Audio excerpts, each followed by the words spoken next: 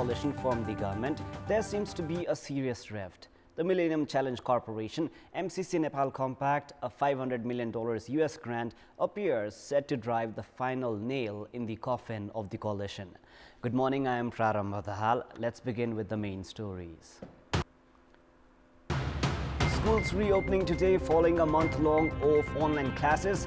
Government urges hesitant parents and guardians to be rest assured. Top three leaders of the ruling alliance failed to take a call on the US-funded MCC Nepal Compact.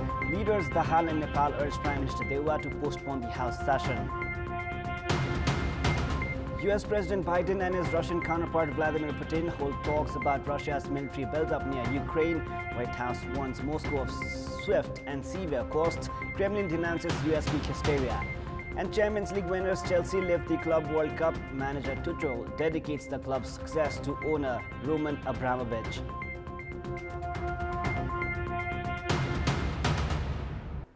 Yet another meeting has been held between the three senior leaders of the ruling alliance regarding the Millennium Challenge Corporation MCC Nepal Compact. The meeting, however, failed to take a decision on tabling the US-funded MCC Compact at the Parliament. The meeting that lasted for around an hour between Prime Minister Sherbahadur Dewa, CPN Maoist Centre Chairperson Pushpa Kamal Dahal and Chairperson of CPN Unified Socialist Madhav Kumar Nepal at the Prime Minister's official residence in Balwatar could not take a decision on the MCC Nepal Compact. Prime Minister Dewa had floated the proposal of tabling the MCC bill at the next session of the Parliament that convenes on Monday.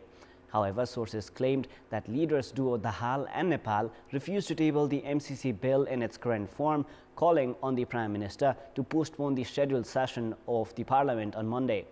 Meanwhile, Dahal's Secretariat has informed that Prime Minister Dewa has been requested to postpone the session of the lower house to the 16th of February, Wednesday.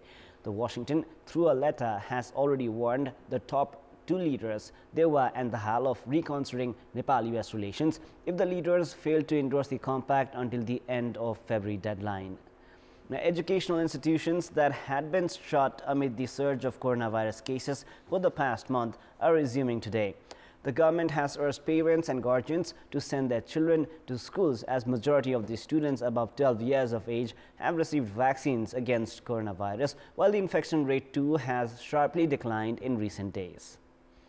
Schools are reopening from today following effective administering of vaccines and the declining infection rate. Out of 3.4 million students of the age group 12 to 17 years, 2.9 million have been inoculated against coronavirus. According to the Ministry of Education, the decision was taken after holding thorough consultations with health practitioners. Education Minister Devendra Paudel has also urged the parents and guardians to be assured considering the declining threat of the pandemic now that the situation is under control. Even as schools are being reopened by adopting all possible health precautions, some parents are still hesitant on sending their children to schools. In the meantime, other parents have shared their delight for the commencement of physical classes in view of the various complaints against online classes. A Bailey Bridge connecting Makalu Rural Municipality, Ward Number 5, Noom, and Ward Number 1, Walung, over the Arun River in Songkhla has collapsed. The bridge collapsed after 3 trucks carrying construction resources and materials attempted to cross the river at one go. According to Songkhla police, all 3 trucks had fallen in the river after the bridge collapsed. Drivers and helpers of the trucks have been reported safe. The 54-meter-long Bailey Bridge can only withstand 30 tons of weight. The bridge was constructed over the Arun River by Ipsua Hydropower to ease supply of construction resources. Further investigation is underway. One house and 5 shops suffered losses after catching fire at Yasok of Kumayak Rural Municipality in Pasthar. The fire, which began from the home of Zarendra Khatiwada around 7:45 p.m. yesterday, spread to the shops of Yam Ramtel, Sharmila Limbu, Bichari Nepali and Milan Garthola. The fire has destroyed the house of Khatiwada and equipment inside the electronics store.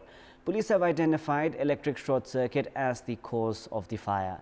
District Police Office Pasthar has said that the details of the losses are yet to be determined. The local residents and police had extinguished the fire within 1 hour. In our public voice segment, we had asked the local residents in several provinces regarding their opinion on the lack of consensus among political parties on issues of national interest. Let us now take a look at what they had to say. Public voice. राजनीतिक दलहरुको आफ्नो स्वार्थका कारण हाम्रो स्वतन्त्र परराष्ट्र नीति पनि छैन चुनावलाई मध्यनजर राखेका कारण हो पदको लागि हो सरकारमा बस्दा र प्रतिपक्षमा बस्दा दलहरुको चाहिँ मत एकता नहुनु देशप्रतिको कुनै माया मोह नभरौ दलीय स्वार्थले गर्दाखेरि एकमत हुन नसकेका हुन्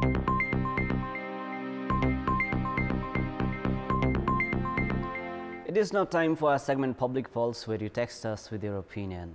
Public Pulse. The question is, why has needful attention not been given to the plight of citrus fruit invaded by diseases? Your options are A. Lack of government initiative, B. Spoiled farming process, and C. Import culture. The voting is on. Type NEWS, select your option A, B or C, and then send it to 34001 to share your opinion with us. We move on to the sports news now. Sports news.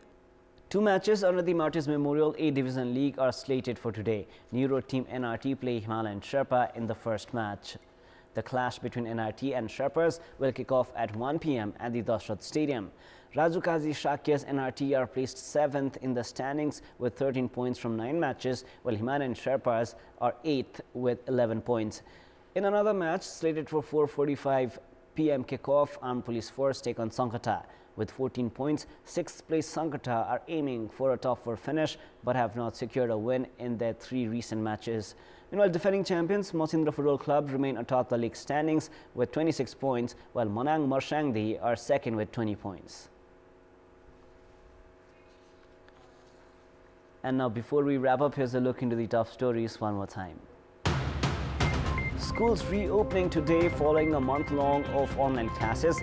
Government urges hesitant parents and guardians to be rest assured. Top 3 leaders of the ruling alliance failed to take a call on the US-funded MCC Nepal compact. Leaders Dahal and Nepal urged Prime Minister Deua to postpone the House session amid lack of consensus. US President Biden and his Russian counterpart Vladimir Putin hold talks about Russia's military buildup near Ukraine. White House warns Moscow of swift and severe costs. Kremlin denounces US peak hysteria. And Champions League winners Chelsea lift the club World Cup. Manager Thomas Tuchel dedicates the club's success to owner Roman Abramovich. So that is all for the moment. Our next English bulletin will air at 11 a.m. Thank you for watching. Have a beautiful day ahead.